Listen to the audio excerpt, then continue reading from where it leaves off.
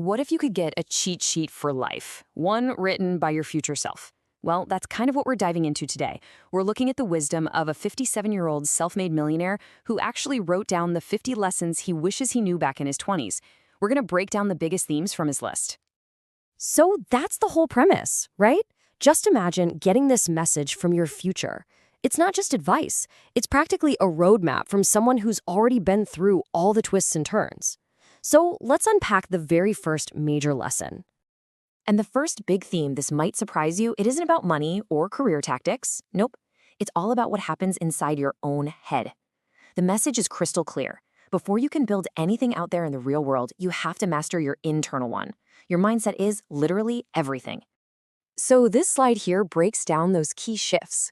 It all starts with building up your willpower and your focus, which in a world full of distractions is a superpower. Then it's about shifting from just being a consumer to being a producer, actually creating value. And this is a big one, giving yourself permission to make mistakes. You gotta have the resilience to stop one bad day from spiraling into a whole bad week. And he has this perfect story to illustrate that point about mistakes. He talks about going skiing with his son, and they made a little contest out of it. Who would fall less? Well, he won. But his son, who fell way more, actually became a much, much better and faster skier by the end of it. The takeaway here is so powerful. Failure isn't the opposite of success, it's a huge part of the process. This next lesson really boils down to one simple question. What's driving you? Are you being pulled forward by an exciting vision of the future, or are you being pushed from behind by a fear of losing what you already have? See, fear-driven people, they play defense. They're just trying to protect what they've got. But vision-driven people, they play offense. They're trying to expand what's even possible. You know, when you start thinking with that kind of vision, it naturally leads you to this next point. This quote. It's bold. It's a direct challenge to the safety of just following the crowd. I mean, think about it. If you want results that most people don't have, you can't just follow the same path most people take. And that idea is the absolute foundation for building an unconventional career. It's about making a conscious choice not to just follow the herd. Because if you do what everyone else does, guess what? You'll get what everyone else gets. To achieve something truly extraordinary, you have to be willing to look different, to act different, and to build your life differently. Okay, this is such a fantastic piece of strategy. Instead of trying to be the best at just one thing, which is incredibly competitive, the goal should be to become the only one who can do what you do. The classic example, of course, is Steve Jobs. He didn't just build computers. He uniquely combined his knowledge of tech with his love for calligraphy and design. That combination, that's what created Apple. It made him the only one. And this ties right into finding what he calls your unjust advantage. Now, this isn't about being unfair or cheating. It's about figuring out what makes you uniquely you. Maybe it's a specific skill you have, a connection, your unique background. The key is to recognize these natural strengths and then build your entire strategy on top of them. So it's worth asking yourself, what's my unjust advantage? Okay, so we've got the mindset down. We're thinking about an unconventional career path. The next huge piece of the puzzle is people.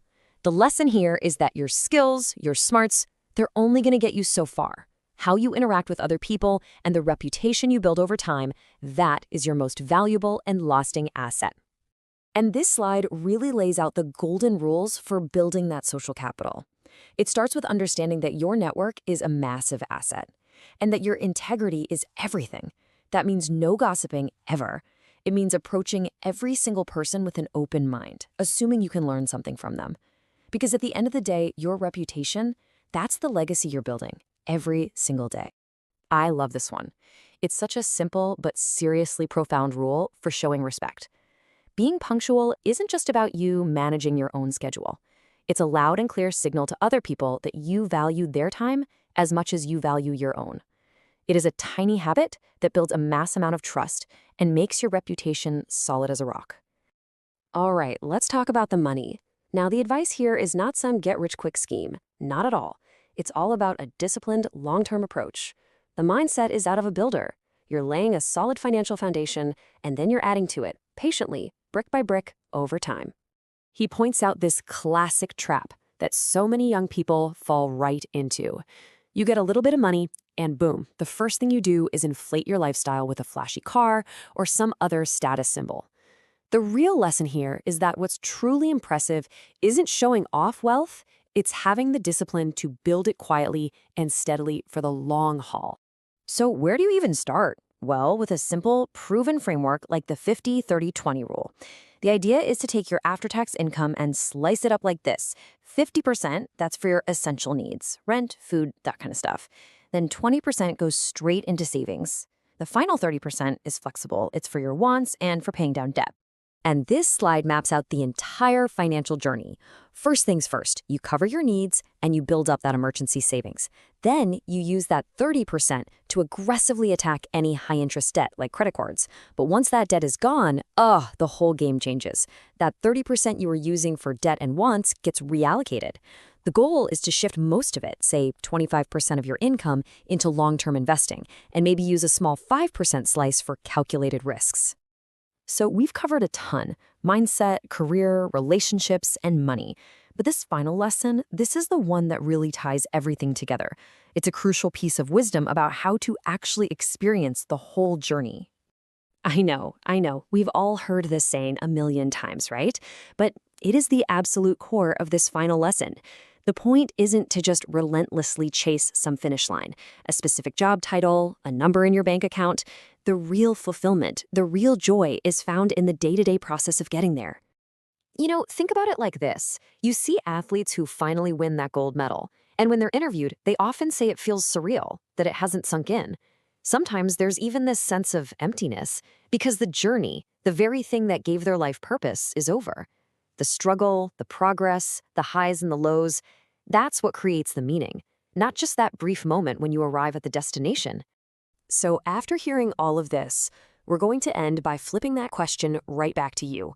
If your 57-year-old self could send a message back in time to you right now, what would it say? What is the one piece of advice you know you need to hear? That's the thought to leave with.